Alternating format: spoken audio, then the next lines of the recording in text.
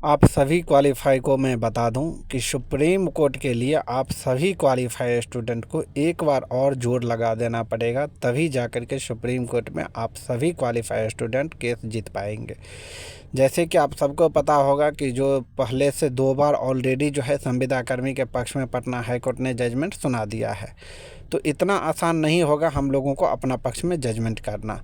इसीलिए अगर आप सभी क्वालिफाई सिस्टर अगर ऐसे ही शांत बैठेंगे और ग्रुप में देख ही रहे हैं कि कोई भी जो है मैसेज का किसी तरीके का जो है रिप्लाई नहीं दे रहे हैं, कोई भी जो है एक्टिव नहीं है, तो ऐसे अगर आप लोग शांत बैठेंगे तो फिर जो है आपके पक्ष में जजमेंट लाना जो है बहुत ही मुश्किल हो जाएगा।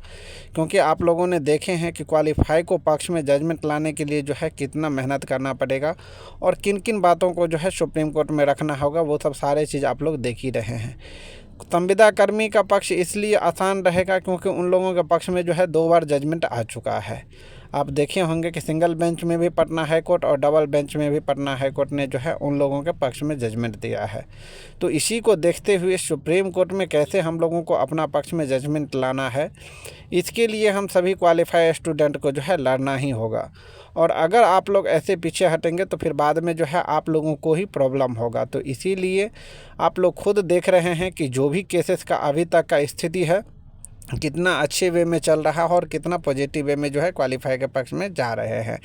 तो इसीलिए मैं सारे क्वालिफाई स्टूडेंट को कहूँगा कि जो भी क्वालिफाई किए हैं, अगर आपको चाहिए कि इसी में जॉब ले लेना है, तो आप लोगों को जो है अब लास्ट चरण में आकर के जो है ऐसे शांत बिल्कुल भी नहीं बैठना है।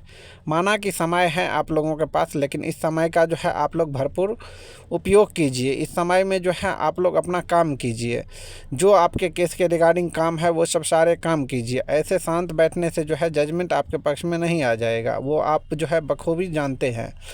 देखिए, सारा चीज़ जो है आपके टीम लीडर ही नहीं कर देंगे। सब कुछ चीज़ ऐसी हैं जो कि आप सभी क्वालिफाई को करना पड़ेगा। आपको पता होगा कि जो भी 8,791 कैंडिडेट है उसमें से कुछ ही कैंडिडेट जो है पटना हाई कोर्ट से लेकर के सुप्रीम कोर्ट में केस लड़ रहे हैं, और बहुत सारे ऐसे सिस्टर हैं जो चाह रहे हैं और देख रहे हैं कि होगा तो हमको हो ही जाएगा, किसी दूसरे भरोसे से बैठे हैं।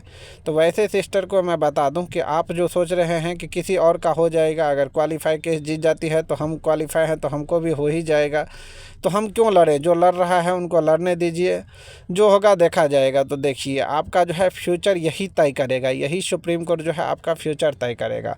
और अगर सब लोग ऐसा ही सोच लेंगे कि इसका होगा तो हमको भी हो जाएगा, तो फिर ऐसे सोचने से जो है आप लोगों को किसी तरीके का फ़ायदा होने वाला नहीं है। आप लोग खुद देखते हैं कि नया जो वैकेंसी आएगा उसमें जो है फिर से आपको सारा प्रोसेस करके फिर यहीं पे आना होगा। जहाँ पे आप लोग अभी हैं वहीं पे फिर से आप लोगों को आना होगा। और यहाँ पे जो है ना, अगर आपको एक बार सुप्रीम कोर्ट से जीत मिलता है ना, तो सिर्फ़ और सिर्फ आप लोगों को ज्वाइनिंग मिलेगा। और अगर आप लोग एक्टिव नहीं रहेंगे, आप लोग अगर नहीं चाहेंगे, तो फिर से जो है आप लोगों को सारा प्रोसेस करना पड़ेगा। फिर से जो है नया वैकेंसी कब आएगा कोई गारंटी नहीं है। जब नया वैकेंसी आएगा तब आप फॉर्म भरा जाएंगे। बहुत सारे ऐसे सिस्टर हैं जिनका एज भी लैप्स हो जाएगा।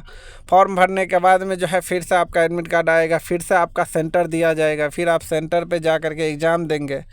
और एग्ज़ाम देने के बाद जो है फाइनल ये नहीं है कि फिर से जो है आप क्वालिफ़ाई कर पाएंगे। इस बार अगर क्वालिफ़ाई कर पाए तो क्या पता कि दूसरा बार आप क्वालिफ़ाई कर पाएंगे या नहीं कर पाएंगे। तो इन सब बातों को जो है आप लोगों को खुद देखना होगा, इन सब बातों को जो है आप लोगों को खुद समझना होगा।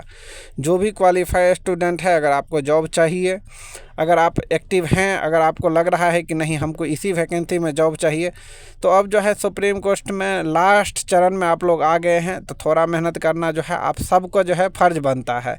देखिए, नौकरी जो है होगा तो सारे लोगों का होगा। वो सब समझते हैं कि नौकरी अगर क्वालिफाई जीतती है तो सबको नौकरी होगा। अगर तो ऐसे में जो है आप सभी क्वालिफाई स्टूडेंट का जो है कुछ ना कुछ तो फ़र्ज़ बनता है।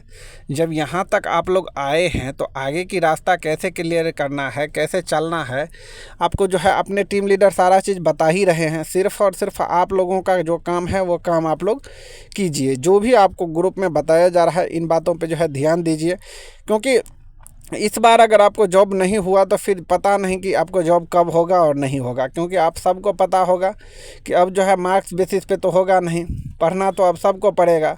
जो भी संविदा पे कार्य कर रहे हैं उनको भी जो है अब पढ़ना ही होगा। और वो लोग चाह रहे हैं, देखिए बहुत सारी संविदा बहन ऐसे हैं जिनको जो है एग्ज़ाम निकालना में कठिनाइयाँ होगी, आगे बार भी कठिनाइयाँ होगी, और वो लोग चाहेंगे कि किसी भी हाल में जो है हम लोगों का नंबर बेसिस पे हो जाए।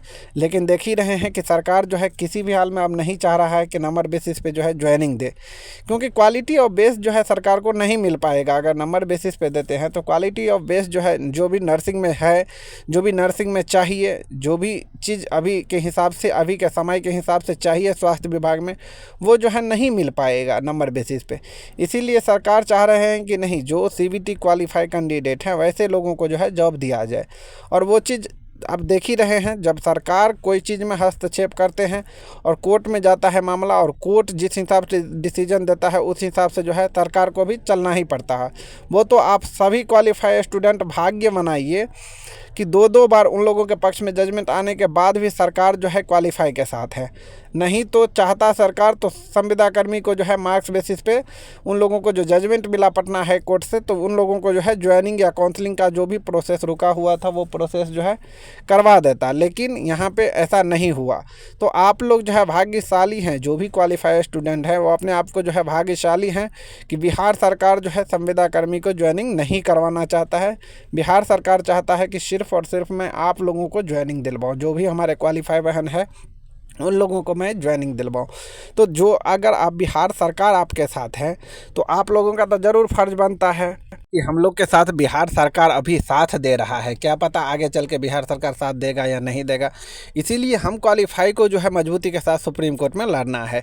लास्ट चरण में आ गए हैं, इस चरण में आकर के अगर ऐसे शांत बैठेंगे तो नहीं होगा। मैं सभी क्वालिफाई स्टूडेंट को बोलता हूँ कि आप भाग्यशाली हैं जो उन लोगों के पक्ष में दो बार जजमेंट जाने के बाद भी बिहार सरकार जो है आप लोगों के साथ है, ना कि संविदा के साथ है।